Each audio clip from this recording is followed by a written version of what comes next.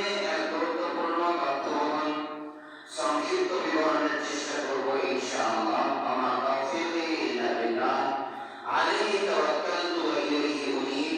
রব্বি ইশরাহ লি সাদরি ওয়া ইয়াসসির লি আমরি ওয়াহলুল 'উকদাতাম মিন লিসানি ইয়াফকাহু কওলি। রব্বি জিদনি ইলমা। আল্লাহুম্মা ফাক্কিহনি ফিদ্দীন। আল্লাহর ভয় বিষয়টা কি? প্রথমত আমি আপনাদেরকে বলি যে আমাদেরকে আল্লাহর ভয় করতেই হবে। প্রতিটা মানুষের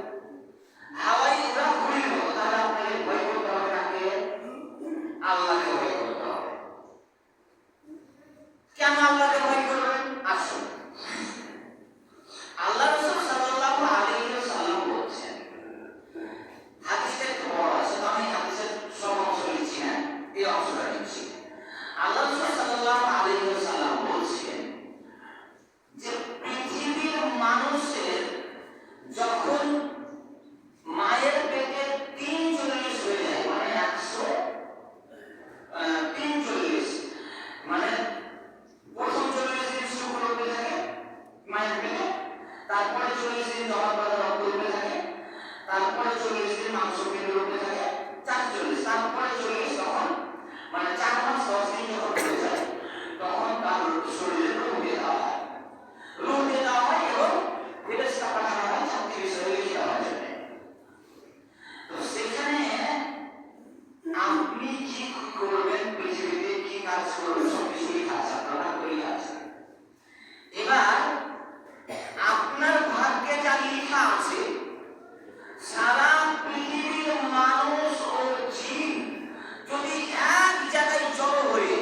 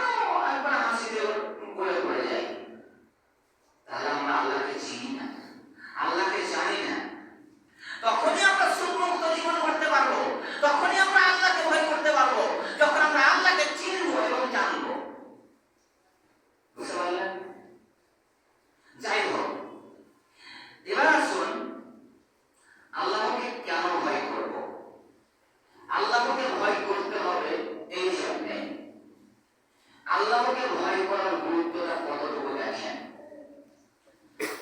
একটা জিনিস জানেন কি, যে আল্লাহ বলছে যে আমি জাহান্নাম পূর্ণ করব মানুষ এবং পাথর দিয়ে। আল্লাহ তাআলা বলেছেন কোরআনের মধ্যে, ওয়াকুদুহান নাস ওয়াল হিজারা, আমি জাহান্নাম পূর্ণ করব মানুষ এবং পাথর দিয়ে। পাহাড়ের ঝর্ণাগুলো যেগুলো দেখছেন না, পাহাড়ের যেসব ঝর্ণাগুলো বলেছেন, ওইসব ঝর্ণাগুলো পাহাড়ের কান্না থেকে। পাহাড় কান্না করে আল্লাহর ভয়ে, পাথর। শুধু তাই নয়, সূরা হাশরের যে আমি আয়াতটা তেলাওয়াত করেছি, সেই আয়াতে মহান আল্লাহ তাআলা বলেছেন, একটু ভালো করে খেয়াল করবেন, লাউ আনজালনা হাযাল কুরআনা আলা জাবালিন লারাইতাহু খাশিআন মুতাসাদ্দিআন মিন খাশিয়াতিল্লাহ। আল্লাহ বলেছে আমি এই কোরআনকে মানুষের উপর অবতীর্ণ না করে যদি আমি এই কোরআনকে বিশাল পাহাড়ের উপরে অবতীর্ণ করে দিতাম, যে পাহাড় তোমাকে আমার এই কোরআন বহন করতে হবে, তোমাকে আমার এই বিধান মেনে চলতে হবে, তোমাকে আমার এই কোরআনের বিধান মেনে চলতে হবে, আমার এই কোরআনের সম্মান তোমাকেই দিতে হবে, এইভাবে যদি আমি পাহাড়ের উপরে দিয়ে দিতাম, কে বলছেন? আল্লাহ বলছেন, যদি এইভাবে আমি পাহাড়ের উপরে কোরআনকে দিয়ে দিতাম, তাহলে তুমি দেখতে খাশিআন মুতাসাদ্দিআন মিন খাশিয়াতিল্লাহ, তাহলে পাহাড় আল্লাহর ভয়ে ভীত হয়ে টুকরো টুকরো হয়ে বিলীন বিদীর্ণ হয়ে যেত। বুঝতে পারলেন? আচ্ছা, এই কথাটা আপনার অন্তরে কতটুকু একটু বাঁচল? কিছুই না। বলে হাফিজ সাহেব ওয়াজ করতে এসেছে, শুনেছি বাস, এর মর্যাদা কি আপনার কাছে? এটা তো 1450 বছর থেকে পড়ে আছে এই আয়াত, কই আমরা তাই পর্যন্ত শুনিনি, জানিনি, বা কোরআনের এই পর্যন্ত শিখিনি। কেউ জানেন কি এই আয়াতটা এত ভয়ানক? এই আয়াতটা কত ভয়ানক তখন আপনার ডানের পাল্লা দিয়ে, মনের ডানি পাল্লা দিয়ে ওজন করতে পারবেন। আল্লাহ বলেছেন কোরআন আছে, ওয়া তিলকাল আমসাল নাযরিবুহা লিন-নাসি লাআল্লাহুম ইয়াতাফাক্কারুন। যারা বিবেকবান, অসংখ্য দৃষ্টান্ত আমি আমার এই কোরআনে দিয়ে দিয়েছি, যারা বিবেকবান বুদ্ধিমান, যারা চিন্তাশীল, তারাই চিন্তা করবে এই কোরআন নিয়ে। আপনারা সেই চিন্তা, আপনি তো দিন রাত খান, ঘুমান, পায়খানা করে দিন কাটান, আপনার কাছে তো কোনো হিসাব নেই। আপনি আপনার কাছে ধারণা এটাই আছে যে সকাল হলে আমাকে ব্যবসায়ী ইনকামে বের হতে হবে, সকাল হলে আমার দোকানটা আমাকে খুলতে হবে, সকাল হলে আমাকে গাড়ি নিয়ে বের হতে হবে, না তো কি খেতে পাবো না। কিন্তু আপনার তো মাথায় এটা নেই যে আমি যদি নামাজ না পড়ি তাহলে আমি পরিত্রাণ পাবো না। আচ্ছা, এবার আসুন সূরা আলে ইমরানের মধ্যে মহান আল্লাহ তাআলা যেটা বলেছেন যে ইয়া আইয়ুহাল্লাযীনা আমানু তাকুল্লাহ, হে ঈমানদারগণ তোমরা আল্লাহকে ভয় করো। এর আগে সূরা বাকারার কথা বলেছি, এখন আবার সূরা আলে ইমরানের কথা বলছি,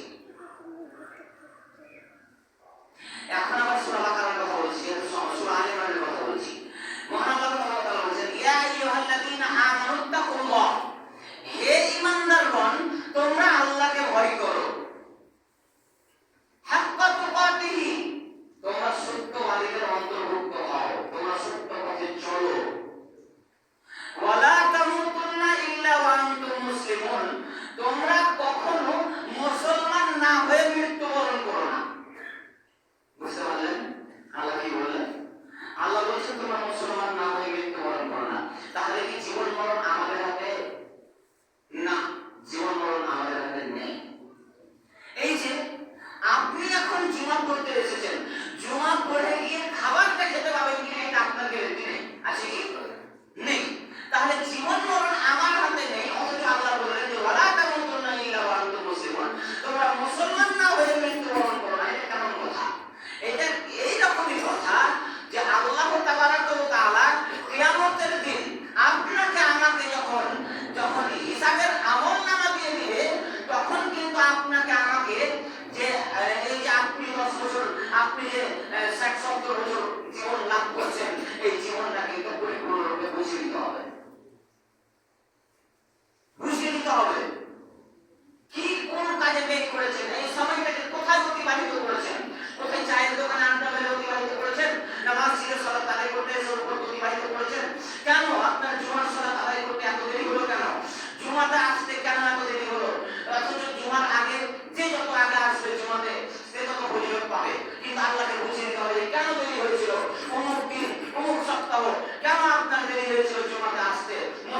দিল, কেন বেরিয়ে গিয়েছিল, এটা আল্লাহকে খুশি দিতে হবে। বুঝতে পারলেন? আর আল্লাহ যেটা বলছেন যে তোমরা মুসলমান না হয়ে মৃত্যুবরণ করো না, এর মানে এটাই যে কিছু যুবক আছে বা কিছু ভাই বাবাজিরাও আছে যে তাদেরকে যদি বলা হয় যে ভাই নামাজ পড়েন, তাহলে কেউ বিভিন্ন রকম বলে। কেউ বলে ভাই তুমি কি আমার খালে যাবা, আমার কবরে কি তুমি যাবা, যে আমাকে নামাজ পড়ার জন্য এত বলছো? বলে কি বলে না? বলে, অনেকে আছে বলে। কাউকে যদি বলা হয় তাহলে বলবে আমার দোকান আছে, আমি দোকান ছেড়ে যেতে পারবো না। বলে কি বলে না? বলে। কাউকে যদি বলা হয় আবার বলবে যে আমার এখনো সময় আছে। এটা মেন ভাই, সময় আছে। ধরুন একটা যুবককে বলা হয় যদি যে আপনি নামাজ পড়েন, ভাই নামাজ পড়ো ভাই, তো বলবে যে আমার সময় আছে, আমি এখন পড়তে পারবো না, আমার সময় আছে। এবার বলেন ওই ব্যক্তি কি করে বুঝলো যে তার সময় আছে? যেহেতু সে নিজে বুকে হাত দিয়ে বলতে পারবে না যে তার 1 সেকেন্ড বা 1টা মিনিট সে বুকে হাত দিয়ে বলতে পারবে না যে সে যেখানে বসে আছে সেখান থেকে উঠার সময় পাবে কিনা, যেখানে সে যেখানে সে দাঁড়িয়ে আছে সেখানে বসার সময় পাবে কিনা, এটা যেহেতু বলতে পারবে না বা আপনারা আমরা বলতে পারবো না, তাহলে আপনার সময়ের দোহাই কিসে? বলুন, বুঝতে পারছেন কথা? কথা কিন্তু আমি ভেঙে চলে বোঝার চেষ্টা করছি আপনাদেরকে। যদি না বুঝতে পারেন তাহলে কিছু করার নেই। তাহলে বুঝতে পারলেন আল্লাহ তাআলা কেন বললেন যে তোমরা মুসলমান না হয়ে মৃত্যুবরণ করো না? মুসলমান না হয়ে মৃত্যুবরণ করো না তাদেরকেই বলছে যারা ইমাম সাহেবকে বলছে ইমাম সাহেব সামনে রমজান মাস আসুক, এবার আমি পরিবর্তন হয়ে যাব, এবার আমি নামাজ পড়ে দেব। ইমাম সাহেব সামনে জুমা থেকে আমি নামাজ পড়ে দেব। তাদের জন্য এই বার্তাটা, তুমি সামনে জুমা থেকে নামাজ পড়বা কেন? তুমি কি বলতে পারবা সামনে জুমা তো দূরের কথা, এই জুমাটা তোমার সারা দিন পার হবে কিনা? যেহেতু তুমি বলতে পারবা না, তাহলে তোমার সময়ের দোহাই কিসের? ওয়ালা তামুতুন্না ইল্লা ওয়া আনতুম মুসলিমুন, তোমরা মুসলমান না হয়ে কখনো মৃত্যুবরণ করো না। তাহলে বুঝতে পারলেন? তাহলে আমাদেরকে এবার এতগুলো আলোচনার মধ্যে কি বুঝতে পারলেন? যে আমাদেরকে ভয় করতে হবে একমাত্র আল্লাহকে, তাছাড়া আমাদের কোনো উপায় নেই। কারণ আমাদের সব বল কবজা একমাত্র আল্লাহ হাতে। সময় শেষ হয়ে গেছে, আমি একটা হাদিস বলবো যে দেখুন, যদি আপনি আল্লাহকে ভয় করেন, আল্লাহ রাসূল সাল্লাল্লাহু আলাইহি ওয়াসাল্লাম বলেছেন যে আল্লাহকে ভয় করলে কি লাভ হবে, কি উপকার হবে। আল্লাহ তাআলা এক হাদিসে বলেছেন, আল্লাহ রাসূল সাল্লাল্লাহু আলাইহি ওয়াসাল্লাম বলেছেন যে ব্যক্তি বিচারের মাঠে, যে ব্যক্তি দুনিয়াতে আল্লাহকে ভয় করে চলবে, যে ব্যক্তি দুনিয়াতে আল্লাহকে ভয় করে চলবে, তাকে আল্লাহ বলেছে কিয়ামতের দিন আমি তার কোনো অসুবিধাই হতে দেব না। আর যে দুনিয়াতে আল্লাহ থেকে বিমুখ থাকবে, যে আল্লাহকে ভয় করবে না, আল্লাহ বলেছে আমি কিয়ামতের দিন হাসরের ময়দানে তাকে বিপদে ফেলে দেব। শুধু তাই নয়, কিয়ামতের দিন হাসরের মাঠে যেদিন আল্লাহর ছায়া ছাড়া কোনো ছায়া থাকবে না, মাথার 1 মাইল উপরে সূর্য থাকবে, সংক্ষেপে বলছি, মাথার 1 মাইল উপরে সূর্য থাকবে, সেই দিন আল্লাহর ছায়া ছাড়া কোনো ছায়া থাকবে না। সেদিন 7 শ্রেণীর মানুষ আল্লাহর বিশেষ রহমতের ছায়ায় আশ্রয় গ্রহণ করবে। তার মধ্যে এক শ্রেণী হচ্ছে যে ব্যক্তি আল্লাহর ভয়ে কাঁদে, দুনিয়াতে যে ব্যক্তি আল্লাহর ভয়ে কাঁদে। 3 শ্রেণীর চক্ষু রয়েছে যারা জাহান্নাম দেখবে না, জাহান্নাম যাবে না। তার এক শ্রেণী হচ্ছে যে ব্যক্তি আল্লাহর রাস্তায় পাহারা দেয়, দ্বিতীয় হচ্ছে যে বেগানা মহিলাকে দেখে চক্ষুকে নিচু করে নেয়, আর তার 3 নম্বর হচ্ছে যে আল্লাহর ভয়ে কাঁদে। পৃথিবীতে 2টা চিহ্ন কতটা প্রিয়, 2টা ফোঁটা পানির ফোঁটা অতটা প্রিয় যে আল্লাহর কাছে আর কোনো জিনিস ততটা প্রিয় নাই। যুদ্ধের ময়দানে গিয়ে মার খেয়ে শরীর থেকে রক্ত বের হয়েছে, সেই রক্তের ফোঁটা আল্লাহর কাছে যতটা প্রিয়, পৃথিবীতে আর কোনো জিনিস ততটা প্রিয় নাই। 2, যে আল্লাহর ভয়ে নিরালাই একাই রাতের অন্ধকারে কেঁদেছে, চোখ দিয়ে ঝরঝর করে পানি বইছে, সেই চোখের পানির ফোঁটা আল্লাহর কাছে যতটা প্রিয়, পৃথিবীতে আর কোনো জিনিস ততটা প্রিয় নয়। বুঝতে পারলেন? তাহলে আল্লাহকে ভয় করার কথা না। যাক, আমি আর আলোচনা লম্বা করছি না, যেহেতু সময় শেষ হয়ে গেছে। তো যাই হোক, আল্লাহ তাআলার কাছে শেষে বলে দোয়া করবো যেন আল্লাহ আমাদেরকে, আমরা যেন আল্লাহকে ভয় করতে পারি সেই তৌফিক দান করেন। শেষে বেলায় আমি 2 মিনিট সময় আপনাদের কাছ থেকে নিতে চাচ্ছি। আমি আপনাদের মেহমান হিসাবে